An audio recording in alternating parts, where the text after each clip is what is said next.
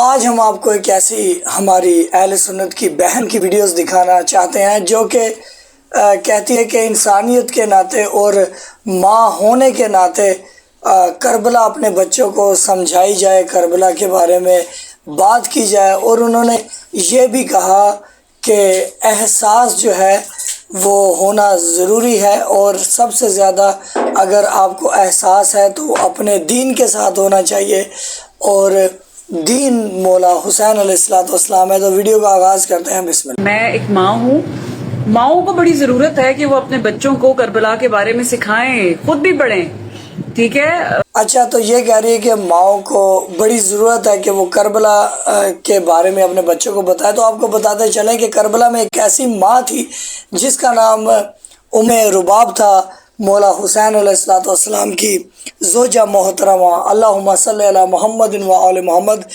ان کا بیٹا جناب علی اصغر علیہ السلام 6 مہینے کا بیٹا، اور ماں دیکھ رہی تھی کہ ان کے 6 مہینے کے بیٹے علی اصغر کے گلے میں دشمنوں نے، ظالموں نے تیر مار دیا، اور جب وہ 6 مہینے کا بیٹا امام حسین علیہ السلام ان کی والدہ کے پاس لے کر آئے تو بی بی ام رباب نے کیسے ماں ہونے کے ناطے یہ غم سہا ہوگا، اور کیسے جب ایک چھوٹی سی قبر بنائی ہوگی تو جب مٹی چہرے کی طرف آئی ہوگی تو ماں نے کیسے اس لمحے کو دیکھا ہوگا، یہ ایک ماں ہی سمجھ سکتی ہے۔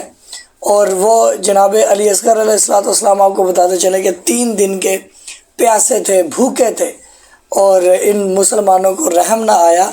اور آپ کو بتاتے چلے کہ جب ام لیلہ جناب علی اکبر علیہ السلام کی والدہ گرامی، جب علی اکبر کا لاشا جب آتا ہے خیمے میں تو کیسے اس ماں نے جوان بیٹے کا لاشا دیکھا ہوگا۔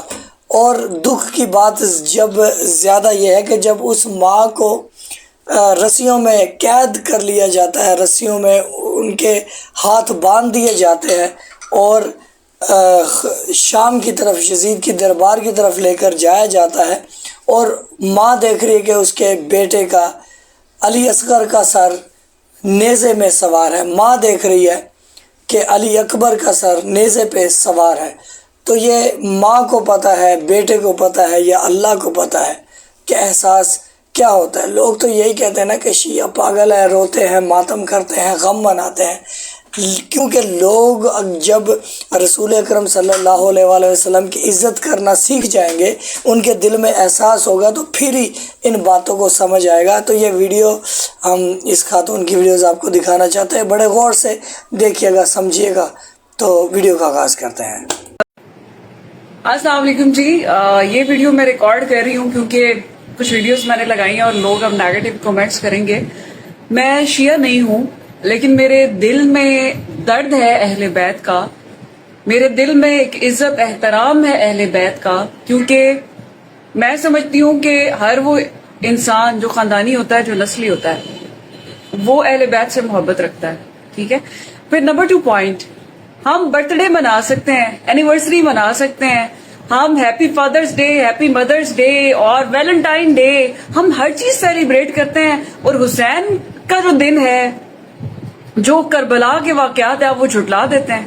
اچھا، آپ کو بتاتے چلیں کہ یہ خاتون نے آواز جو ہے اٹھائی، بڑی اچھی آواز اٹھائی کہ مسلمان جو ہیں، شیعہ کو چھوڑ کر جو دوسرے فرقے والے لوگ ہیں، وہ شہادت کو تو مناتے ہی نہیں ہے نا، وہ شہادت کو مناتے نہیں، ایک ہی شہادت منانے کی کوشش کرتے ہیں، حضرت ابراہیم اور حضرت اسماعیل کی جو قربانی ہے وہ مناتے ہیں، کیونکہ اس میں ان کو کھانا پینا ملتا ہے، ان کو گوشت ملتا ہے جانوروں کا، یہ بات ان کو یاد ہے۔ باقی ان کو کسی کی جو ہے نا شہادت کی کوئی فکر نہیں ہے۔ امام حسن علیہ السلام کی شہادت، رسول اکرم صلی اللہ علیہ وآلہ وسلم کی شہادت، مولا حسین کی شہادت، مولا علی کی شہادت، یہ شہادت جو ہے صرف شیعہ نے حیدر کرار شہادت کا غم لوگوں کو بتاتے ہیں، اہل بیت کے فضائل اور مصائب لوگوں کو بتاتے ہیں، مسلمانوں کو تو فکر ہی نہیں ہے۔ بس وہ ایونٹ مناتے ہیں، اسلام کی وہ باتیں مناتے ہیں جس میں خوشی ہے، جس میں کھانا پینا ہے، جس میں سیلیبریشن ہے، وہ چیزیں مناتے ہیں۔ تو یہ خاتون نے جو آواز اٹھائی ہے نا، بڑی سوچے جائے تو بڑی زبردست آواز ہے. تو آگے دیکھتے ہیں کیا کہہ رہی ہیں یہ. How it is possible. ابھی جتنے مسلمان جو خود کو مسلمان کہتے ہیں، آپ صرف خود سے پوچھیں، کیا آپ پاکستان نہیں چھوڑنا چاہتے؟ کیا آپ کو اپرچونٹی ملتی جائے یورپین کنٹریز کی ملتی جائے تو کیا آپ نہیں جائیں گے؟